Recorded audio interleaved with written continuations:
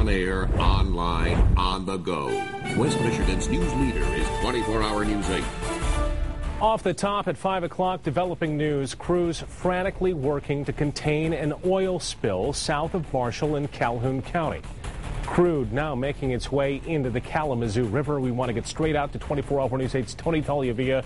He's at the command center tonight. And Tony, you've been on the scene for a few hours now. What are you seeing? Brian, we're seeing things, but also smelling them. In and around Marshall today, you can smell it in the air. It's kind of like the smell you notice when you're pumping gas, but it's a little bit different.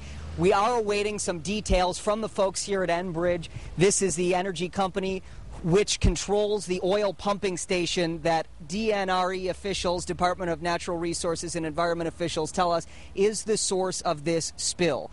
We know it happened and that at some point DNRE and emergency management officials in Calhoun County are telling us that Enbridge was able to shut some kind of a valve to limit the flow or stop it entirely. We're waiting for more details on that, but we found that the oil has hit, as you mentioned, Brian, the Kalamazoo River, at least near 15th Street, near 15 Mile Road, that bridge in the Marshall area. We saw it there. If you go a little bit further upstream, you can see where the Talmadge Creek comes into the Kalamazoo River. There are barriers set up there, but oil is getting past those barriers and into the Kalamazoo River. If you go further upstream, closer to the site of the leak, which we believe did leak into the Talmadge Creek, you can see crews at least two different spots trying to pump oil out of this river.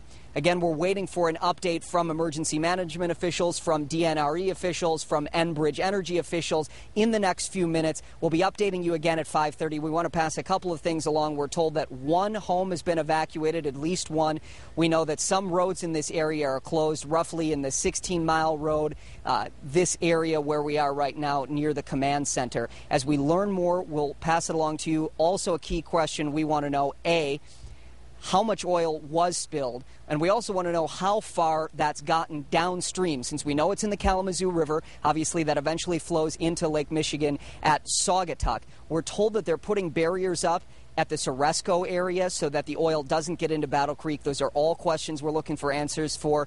Look at woodtv.com through the next hour and a half into the night for details. And again, we'll be back with you at 5:30. For now, live in Marshall, Tony Tagliavia, 24-Hour News 8. All right, thank you, Tony. Tony covered it right there. If you want more perspective on that oil spill coming up at 5:30, we're checking for any patterns or problems with the company in question and mapping where pipelines run beneath West Michigan and who makes sure that those pipelines are safe.